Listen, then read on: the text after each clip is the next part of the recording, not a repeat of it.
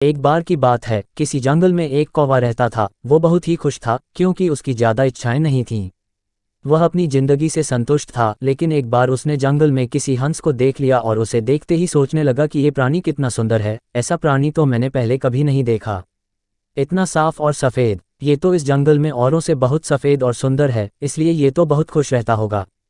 कौवा हंस के पास गया और पूछा, भाई तुम इतने सुंदर हो इसलिए तुम बहुत खुश होगे। इस पर हंस ने जवाब दिया, हाँ मैं पहले बहुत खुश रहता था जब तक मैंने तोते को नहीं देखा था।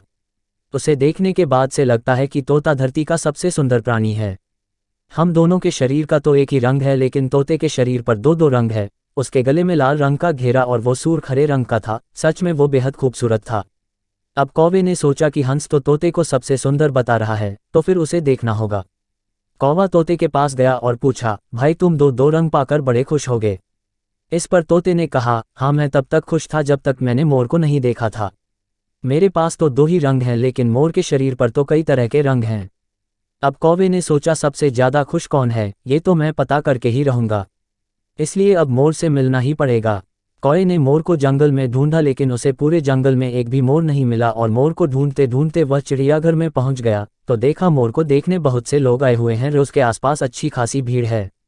सब लोगों के जाने के बाद कौवे ने मोर से पूछा, भाई तुम दुनिया के सबसे सुंदर जीव हो और रंग बिरंगे हो, तुम्हारे साथ लोग फोटो खिंचवा रहे थे। तुम्हें तो बहुत अच्छा लगता होगा और तुम तो दुनिया के सबसे खुश जीव होगे। इस पर मोर ने दुखी होते हुए कहा, भाई अगर सुंदर हूं तो भी क्या फर्क पड़ता है। मुझे लोग इस चिड़ियाघर में कैद करके रखते हैं, लेकिन तुम्हें तो कोई चिड़ियाघर में कैद करके नहीं रखता और तुम जहां चाहो अपनी मर्जी से घूम फिर सकते हो। इसलिए दुनिया के सबसे संतुष्ट और खुश जीव तो तुम्हें होना चाहिए, क्योंकि तुम आज़ाद रहते हो।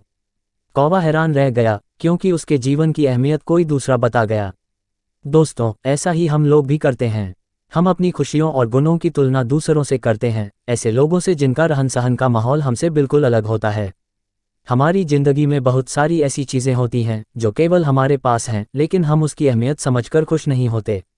लेकिन दूसरों की छोटी खुशी भी हमें बड़ी लगती है, जबकि हम अपनी बड़ी खुशियों को इग्नोर कर देते हैं।